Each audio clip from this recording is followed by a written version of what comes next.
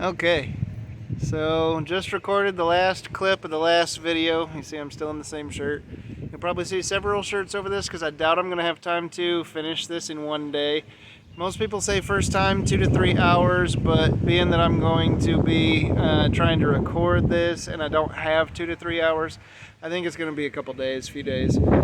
So first things first, I'm going to tear the filter off and start looking what I need for sizes for wrenches to get this carburetor off. Then I'll take it inside and tear it apart.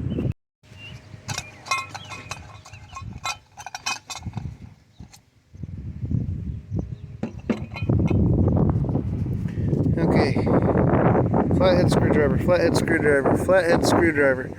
This will just pull off. So I've got this line that's taped to that goes here. We'll make sure that ends up, ooh, that is really on there. Okay, there we go, it's starting to go.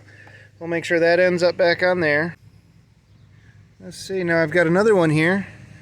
Just a little vacuum line goes from the top of the manifold here onto right here. Both those lines look good as far as keeping manifold. This little guy looks good. He's staying there. He'll go in. Throttle linkage here. So I'll get that off as well. So this throttle linkage, that spring is going to go with us. I'm going to go take that into the table now.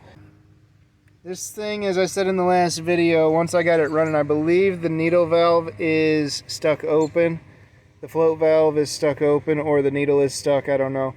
But it is just pouring in gas as fast as the fuel pump can go, and it is also leaking out of every gasket. So we're going to do a full rebuild, and I believe that is every bit disconnected that I need now, aside from taking it off and taking these hoses off. Okay, there are 4 nuts on bolts here. You'll see right here is one of them. That's the only one I was able to get with a socket. The rest of them, I think I'm going to have to use a box end wrench. I don't think I can even get the box end. I'm going to have to use the open end. Looks like I did also miss this throttle cable linkage. Right, let me get my finger in the shot here. Right here. So I'm going to disconnect it at the top side and leave it on the bottom side, because the bottom side looks like it's going to be harder to get to. So here we have the new carb kit. I'm not going to open it up yet, but it's got gaskets and new needles, new valves. Going to work on that a little bit. It's from mikescarb.com, Mike's Carburetor. I also got a new choke thermostat and float retainer spring. So, the other part is I now have the carburetor off. This is a 2 BBD, or BBD 2-barrel carburetor from Carter. It was what was originally on the 1980. I believe after 83 they came with some kind of electronic stuff. Once again, I am not the person for that. What I am going to try and do is take this apart bit by bit and hopefully show you guys what you're in for. Okay, first things first here. As I tear this apart, I'm going to start with the pump link, which is this guy here is your pump link. I'm going to remove that. There's a little pin down here, a cotter key basically. I'm going to pull that out, and this whole thing should swing out. And then I've got my choke link, which is this guy here. So as the choke works, that will work. I'll have to come back to the name of that part, put it in the comments here. So there's a pin up here, and looks like maybe a pin down below. Maybe not, maybe that just slides out. Yeah, so that'll just come off. And then there's the choke rod up here, which connects to the diaphragm. So that one also looks to be something that'll come off. Now the choke rod, sorry, connects to the thermostat housing here. So there's a little pin. So I'll start with those, and then I'm going to pull off the rollover check valve up here. So starting with the pump rod.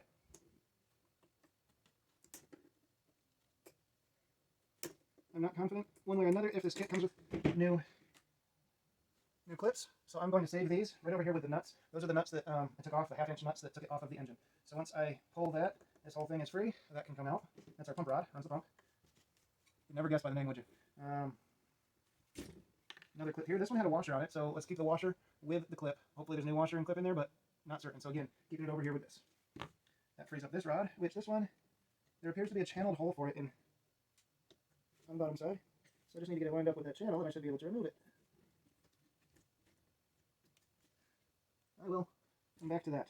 But it is off the top for now. I'm going to spin this thing around, and we again have another little pin here, little cotter key. This is off the choke rod.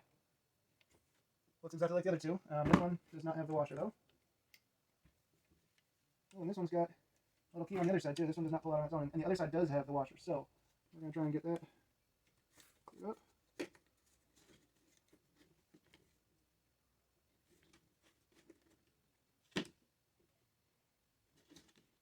I do hope this comes with new keys. If not, I may run to a hardware store and get some when I put this back together, because these are looking a little rough. I'd hate for them to break on me on a trail or out on a highway, no less. So this one, as I said, has a washer. We're going to keep that over there. There are two of them now with washers. And the choke rod is off. So that leads us to the rollover check valve. It looks like 3 Phillips screws on top. Now keep in mind, I've never done any of this before, so if you are intimidated, if you get to the end of this video and I've done it, well, take heart. Death has been defeated. So there is our rollover check valve. Not a whole lot to it. Looks like it's vacuum operated. There were 2 vacuum lines coming in, one into here and one into here. This one was actually teed off of the other line. Not 100% certain yet what this one does. I think it sucks fuel in, but I'm not confident. Next thing we've got here, I will take the hose off of the choke vacuum diaphragm. Here we got another vacuum hose. Just a short little guy. My hoses seem to be in good shape. This carburetor was a rebuilt carb that was reinstalled several years back before it was parked. So we've got that off now. I'm going to next remove the choke diaphragm, which is 2 Phillips head screws. But before that, I need to take off the lever. Okay, the instructions call it lever. Couldn't tell you what it is. It's a lever. This manual I'm using is the Venturi carburetor manual. It appears to have been the original manual from when this Jeep came out, and when this carburetor was used in so much more than just Jeeps. It was used in a lot of AMC vehicles. This screw, by the way, is just a tiny little screw. It has a washer on it, so be sure to keep your washer. I'm going to set it over here with the other 3 from that, I forgot the name of it. Help me out, guys. Okay, so there is our lever. Came off the side. And then, choke vacuum diaphragm. This is what actually pulls the choke. You see the choke right up here on the top. The choke thermostat is down here, and that I will be replacing, as I said before, but that ends up running the whole system. But it's the choke vacuum diaphragm that actually opens and closes. Again, I take that back because, if I remember correctly, the thermostat is actually running it based on the choke rod.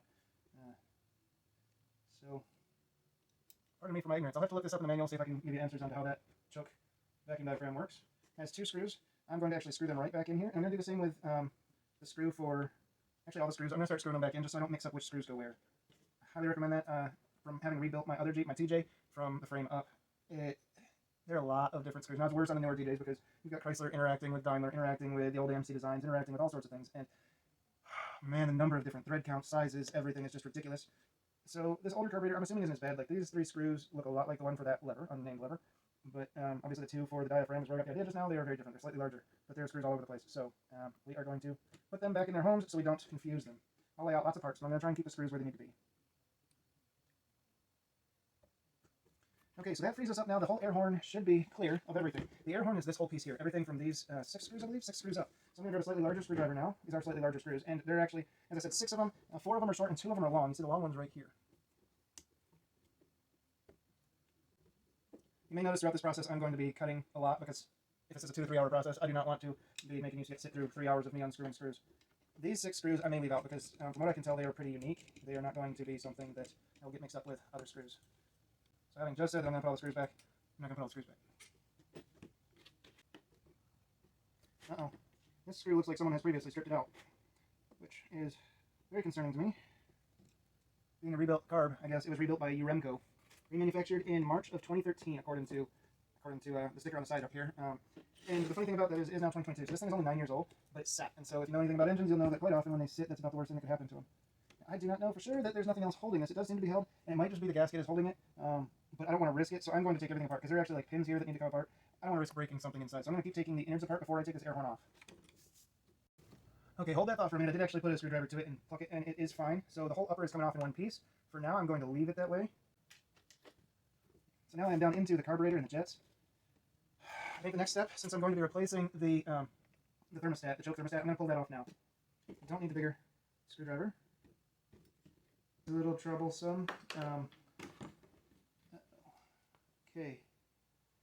I need to figure out where this little ball came from too. I've heard about that. I don't remember specifically where these float balls come from.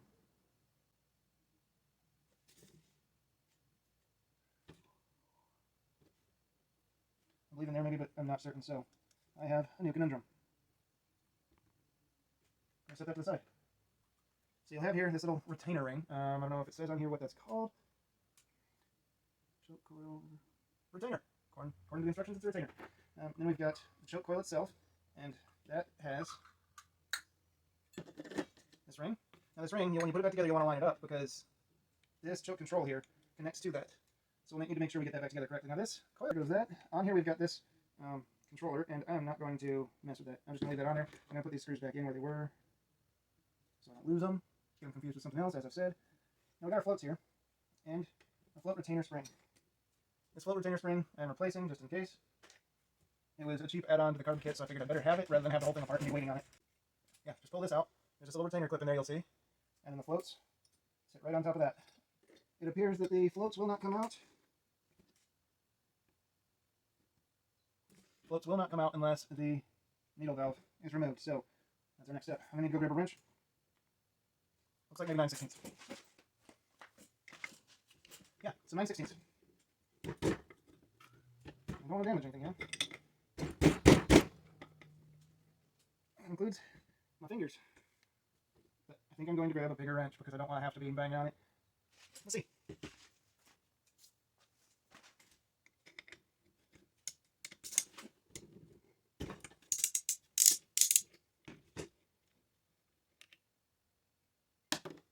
Okay, needle valve.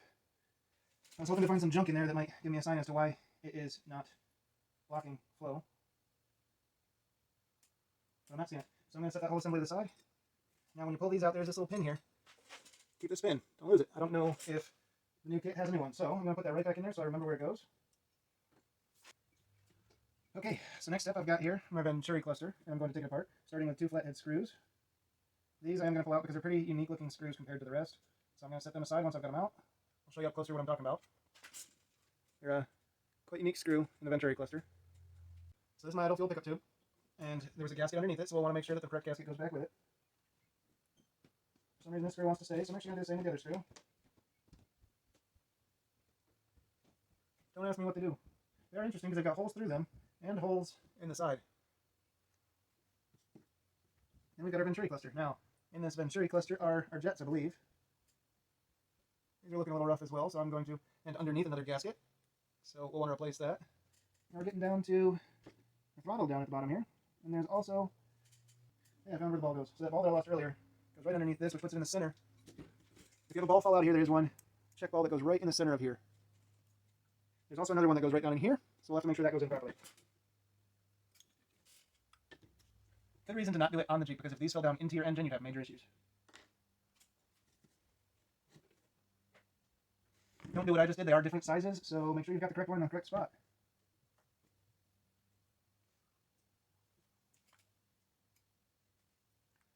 Well, that could be fun.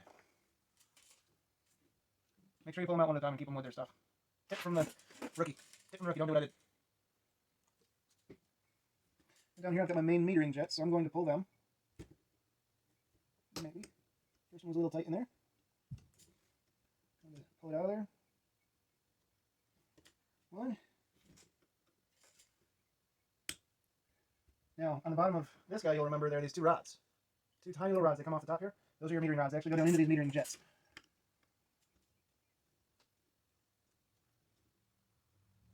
And they are tapered, so make sure not to crank them too far down in.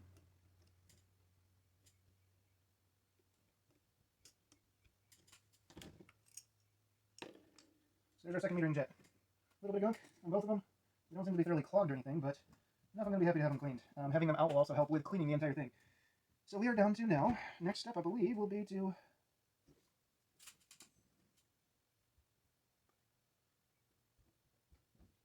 I believe, if I haven't forgotten anything, pull the main body, here's your main body, off of the throttle body. So we're going to try and do that without breaking anything. Look, there are, underneath this gasket down here, looks like I'm going to have to do some work peeling this gasket off. But under this gasket there are still 2 screws. I'm going to have to scrape this guy clean because that gasket came off rough. This is out, and therefore, look at that, the throttle body just came loose on its own. And we have throttle body. And now we have the main body entirely stripped. So at that, sounds like my son is awake. I'm going to run upstairs, probably hang out with him for the rest of the day, so my shirt will change by the next time you see this. And in the meantime, We got it in lots of pieces. The main body is currently soaking in carburetor cleaner. I think I'm going to use a spray for maybe the throttle body here, and maybe the upper as well. We'll see if I have to pull apart the upper. I think the next step I'll have is to look through the parts of the new one and see if it's got replacement parts for the upper. If not, I think I'm just going to inspect everything and clean everything on the upper and call it good. See you in a minute. Okay, I am back. I've got this guy all cleaned up, looking pretty nice. I'm going to set that aside. Now, I did find if you get the kit from Mike's Carburetor carts, scan for instructions, because it came with the original, I think I already mentioned the original carburetor manual, but it also comes with, if you click this, it'll take you to the general instructions for this rebuild. This is much more helpful, and it actually goes step by step through which part you should be taking off at a time. Has some warnings, some suggestions, stuff like that, how to adjust, even down to settings, float levels, pump settings, RPMs recommended based on engine size, year, model, etc. So, very handy kit. That said, I am going back through, going to go through this number by number, see what I haven't taken apart yet and do that, and then just get stuff cleaned the rest of the way up, and then I'll start putting it back together. The point of what I'm doing here, I guess, as a video, because obviously I am not a mechanic that's training you how to do this the right way. What I'm doing is showing that if you can't afford a mechanic, don't have a mechanic nearby, just need to get something done in a hurry, this is something you can do. If I can get this together, you can get this together. If I can screw this up, well, then you can screw this up too. So we will find out which one of the two of those is the case.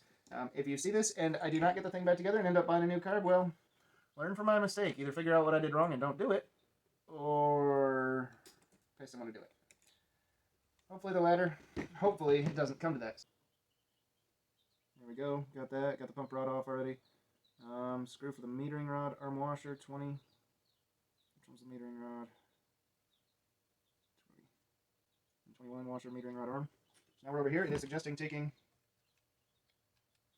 the screw for the metering rod. Looks like someone has already done this once, because some of these screws are a little bit stripped.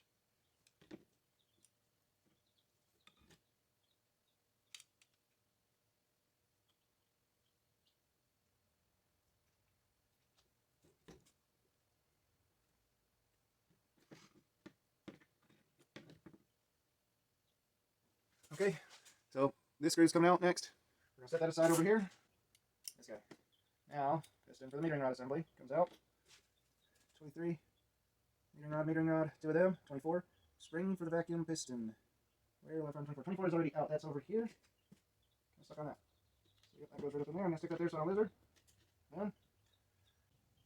Okay, so it does say not to take certain shafts out, being the choke shaft and the throttle shaft. It says do not take out, or valves. But it does now say to take the pump shaft out.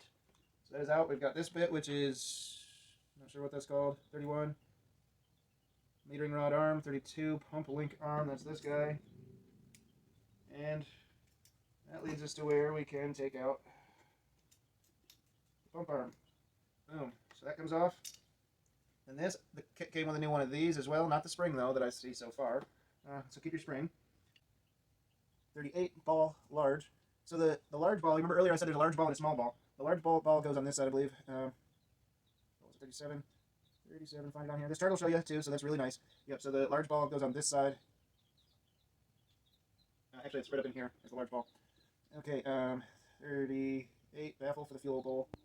Got that needle seat and gasket. That's over here. I've actually already swapped in the new one from the kit here. So here's your old needle seat and gasket. I'm probably going to keep this around because it looks halfway decent, but maybe not, because I remember I was having problems with the needle was not releasing. That might have been the floats were misadjusted too, so we'll see about keeping that around. It might happen. Assembly. So they recommended pulling the idle adjustment needle spring. I'm not sure if I'm going to do that or not. We shall certainly see. That's these guys up here. I am thinking I probably should, because I want a good clean idle. So the trick to those is screw them all the way in, count how many screws it takes until it's lightly seated, count the number of turns, and then back it back out. Keep track of how many turns that was. That way when you put it back in, you can screw it all the way in and back it off the same number of turns and end up right where you were, and then you can do small adjustments from there instead of having to start from complete scratch and guess. So, I am down to that stage, and then we'll do the cleaning.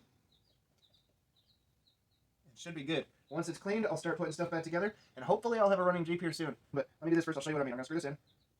1, 2. Okay, so 2 half turns. 1 full turn did it. And then the other side, 1 half turn.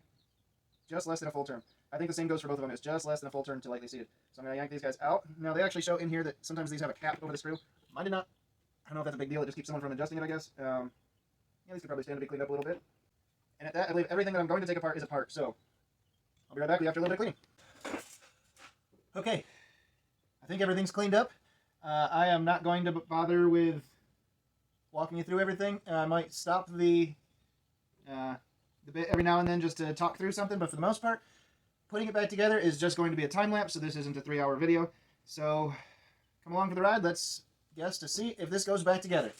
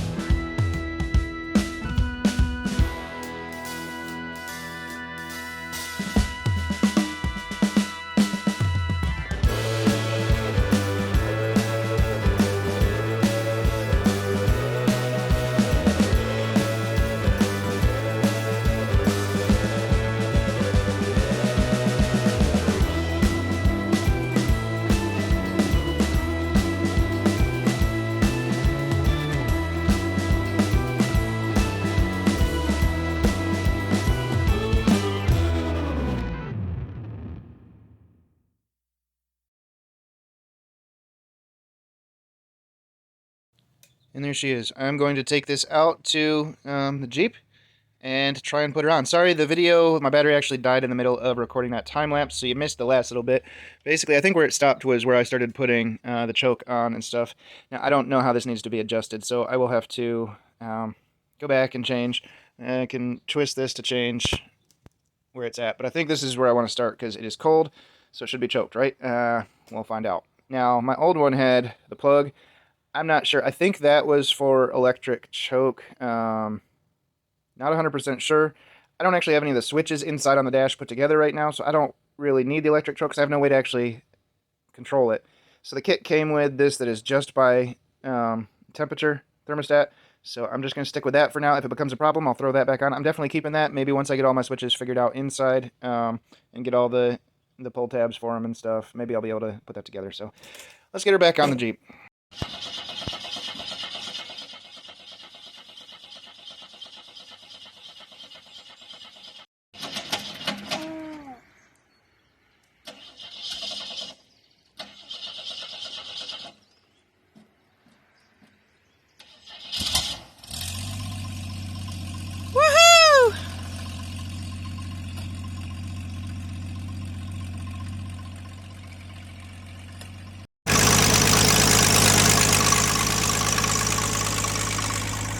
you have it, folks. No experience with carburetors before. I don't even know what some of the stuff does on there still. Although I did learn a lot from this project as I was taking stuff apart. I figured out what things were doing. So if you're afraid of it, Mike's Carburetor Parts, man, I'll give them a shout out here because their instructions, super easy. If you can follow instructions, I know we're not supposed to do that, right? If you're a woman and you're watching this video, if you can follow instructions, you can do this. Literally just a few hand tools, a couple wrenches, some screwdrivers, super simple. The compressor would be the big thing I think some people don't have just for airing out. She's running. I've still got some adjustments to do, but she's not leaking anymore and she started right up. So it took a while to get fuel back into her, as you saw from the video. But then I had to shut her down because I didn't have the incoming gas line tight, and so it was spewing fuel. So I shut her down, tightened that back up, came back out, turned the key, and she started right back up. Otherwise, though, I mean, as you can hear, I've got lots of stuff to still do to this Jeep. It sounds almost to me like I might have an exhaust manifold leak or something. But she's running. It means I can get to work on the rest of it. Thanks for watching, y'all. If you need to rebuild your carb, don't be afraid. You can do this. Lord bless you and keep you.